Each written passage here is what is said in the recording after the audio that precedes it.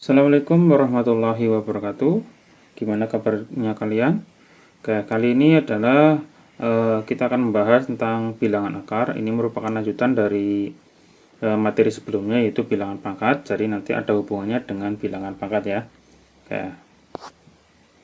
Setelah nanti kita mempelajari tentang bilangan akar, maka nanti diharapkan kalian bisa menggeneralisasi sifat-sifat operasi bilangan akar seperti kemarin ya, yaitu bilangan pangkat. Ini sekarang juga bilangan akar juga sama. Nah, sekarang coba perhatikan permasalahan berikut. Dalam permasalahan pemberian dosis obat ya, jadi obat penahan rasa sakit disuntikan kepada pasien yang mengalami luka berat akibat kecelakaan. Dosis obat yang disuntikan adalah 50 mikrogram. 1 jam setelah penyuntikan, setengah dosis tersebut akan luruh. Jadi, setiap 1 jam itu setengahnya akan hilang, akan luruh, dan dikeluarkan dari dalam tubuh. Proses tersebut akan terus berulang setiap jamnya, jadi per jamnya. Nah, nanti di sini yang ditanyakan berapa banyak dosis obat yang masih tertinggal di dalam tubuh pasien setelah 1 jam, 2 jam, 3 jam, dan seterusnya. Bagaimana model matematika yang dapat menyatakan peluruhan dosis obat tersebut? Nah, sekarang penyelesaiannya adalah seperti ini.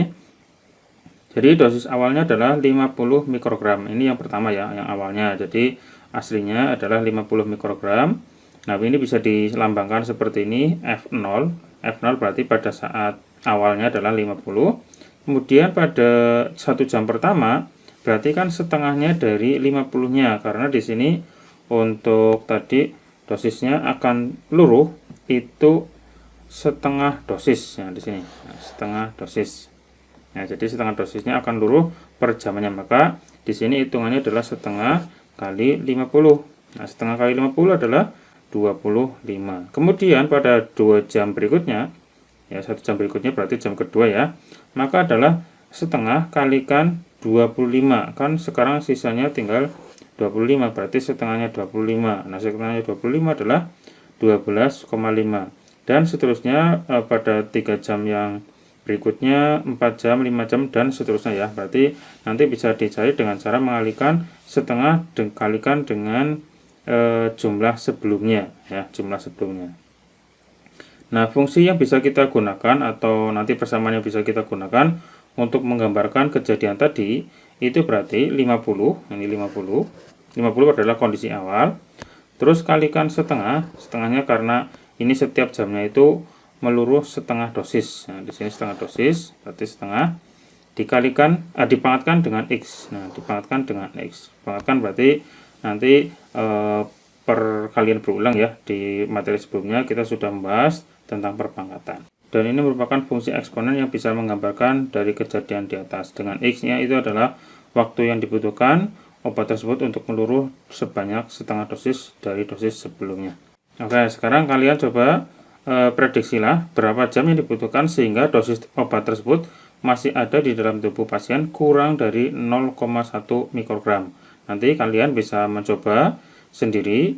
Ini kan yang dicontohkan adalah 1 jam pertama, 2 jam pertama, 3 jam pertama. Nah, di sini sampai 3 jam pertama itu setengahnya kali 15, berarti 7, ya. Nah, sekarang nanti kalian saya coba supaya nanti minimalnya adalah kurang dari 0,1 mikrogram. Jadi kalau kurang dari 0,1 mikrogram itu di jam keberapa ya, jam keberapa. Nah, silakan nanti kalian bisa coba sendiri dihitung dengan fungsi yang sudah ditunjukkan. Oke, sekarang nanti kita akan pelajari di dalam materi bilangan akar ini adalah hubungan bentuk akar dan pangkat. Terus sifat-sifat bilangan akar, terus merasionalkan bentuk akar, kemudian menyelesaikan permasalahan dengan konsep bentuk akar. Oke, perhatikan ya. Fungsi eksponen yang menyatakan perubahan dosis obat di dalam tubuh pasien dituliskan dalam bentuk tadi ya, sudah dituliskan 50 kali 0,5 pangkat X, dengan X adalah waktu jam. Nah, terus berapa banyak dosis yang meluruh setelah 30 menit? Coba di sini perhatikan. Kalau 30 menit, nah 30 menit berarti kan tidak sampai 1 jam ya, berarti setengahnya 1 jam. Nah, maka di sini bisa kita tulis F setengah, berarti setengah jam ya, setengah jam adalah 50. Ini kan dari sini ya, sama ya, 50. Terus kalikan 0,5. 0,5 itu sama saja dengan setengah, sama saja ya. Terus kemudian pangkat X, tadi kan pangkat X ini. Nah, X-nya adalah waktunya. Nah, di sini waktunya adalah 30 menit. 30 menit itu setengah jam ya, setengah jam.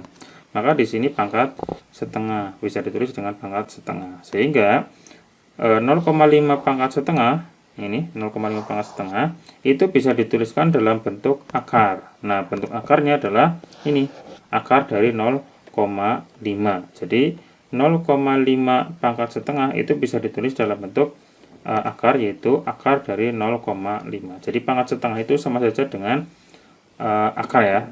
Nah, seperti ini kesimpulannya. Untuk setiap bilangan pangkat rasional M per N, di mana M dan N adalah bilangan bulat dan N tidak lebih kecil atau sama dengan 0, jadi harus lebih besar dari 0 ya, maka bisa didefinisikan A pangkat M per N sama dengan akar pangkat N dari A, terus dalam kurung pangkat M. Atau bisa juga dituliskan A pangkat M per N sama saja dengan akar pangkat N dari A pangkat M.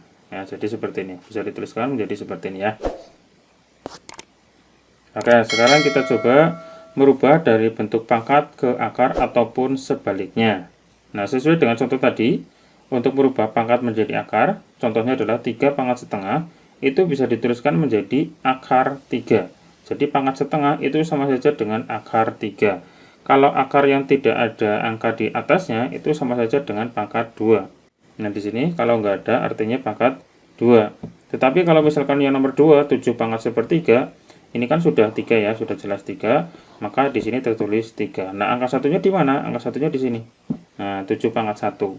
7 pangkat 1 itu berarti tidak usah dituliskan angka satunya. Nah, coba sekarang kalau misalkan akar dari 5 pangkat 3, maka tulisan bentuk pangkatnya seperti apa?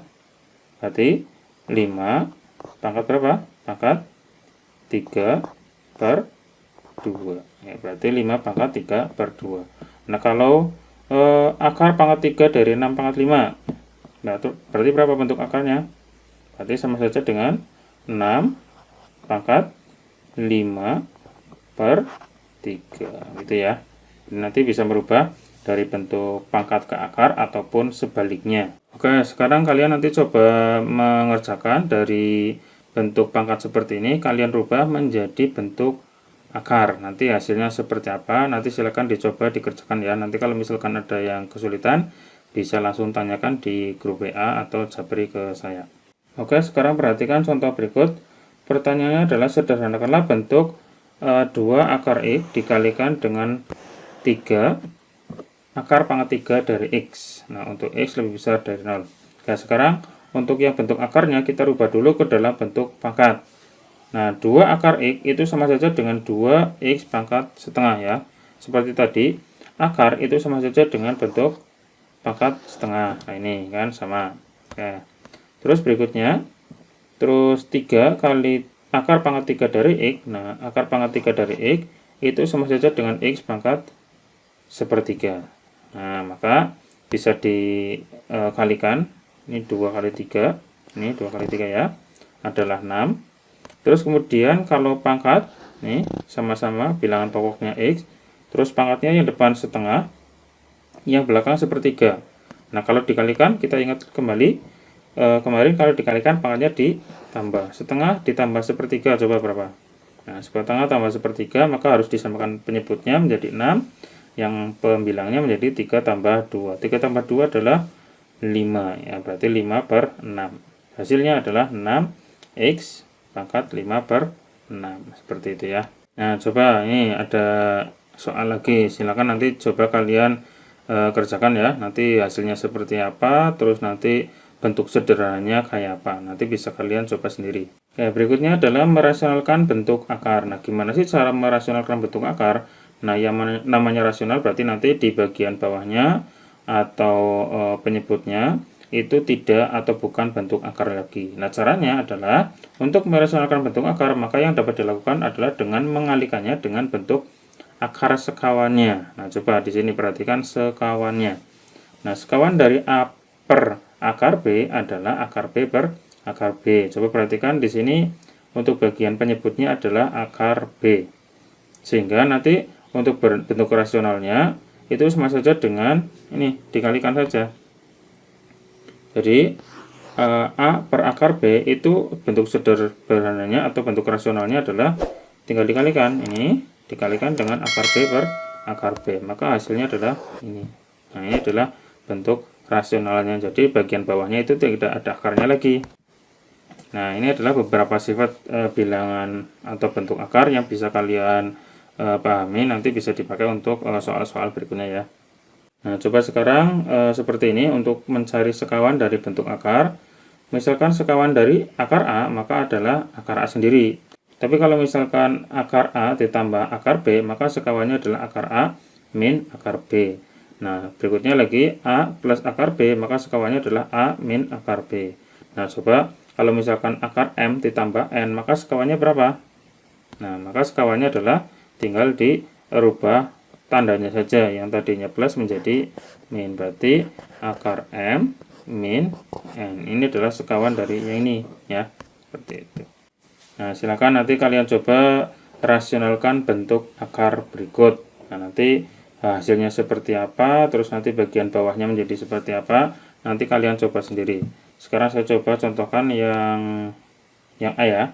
Contohnya misalkan seperti ini, 2 per akar pangkat 4 dari B pangkat 3. Maka nanti penyelesaiannya adalah 2 per akar pangkat 4 dari B pangkat 3. Ini dikalikan. Nah, dikalikan dengan sekawannya. Sekawannya adalah akar pangkat 4 sama ya, dari B pangkat 3 per, sama ya, sama dengan yang tadi atasnya, akar pangkat 4 dari B pangkat 3. Nah, coba nanti ini diselesaikan, hasilnya berapa? Berarti pembilang kali pembilang, penyebut kali penyebut, nanti dikalikan, hasilnya berapa? Nah, nanti bisa kalian coba selesaikan. Terus kalau ada yang bisa disederhanakan, silakan berubah sampai ke bentuk paling sederhana. Nah, terakhir, nanti ini ditulis atau dibahas, kalian tulis jawabannya, pembahasannya di Google Classroom ya. Nanti kalian bisa coba jawab sesuai dengan nanti penjelasan atau penyelesaian kalian sendiri. Silahkan ditulis di Google Classroom. Pertanyaannya adalah, misal kalian disuruh membuat bak mandi yang berbentuk kubus. Nah, kalian perhatikan ya, kubus ya. Kalau kubus berarti panjang setiap rusuknya sama, dengan syarat minimal bisa menampung 125 liter. Nah, jadi minimalnya harus menampung 125 liter. Nah, berapakah ukuran panjang rusuk minimal supaya bisa menampung air? Minimalnya adalah 125 liter. Berarti panjang rusuknya minimalnya berapa? Ini bentuknya kubus ya, jadi setiap rusuknya nanti pasti akan sama. Nanti kalian coba kasih penjelasan dan nanti tulis penjelasan kalian di dalam komen di Google Classroom. Nah, seperti itu. Oke, untuk materi kali ini cukup sampai sini dulu, dan semoga kalian bisa memahaminya. Kalau belum paham, silakan nanti bisa kalian tanyakan di grup WA atau di Classroom. Terus nanti akan saya coba jawab dengan penjelasannya ya. Terima kasih telah menonton video dari saya, dan sampai ketemu lagi di materi berikutnya. Cukup sekian dari saya. Assalamualaikum warahmatullahi wabarakatuh.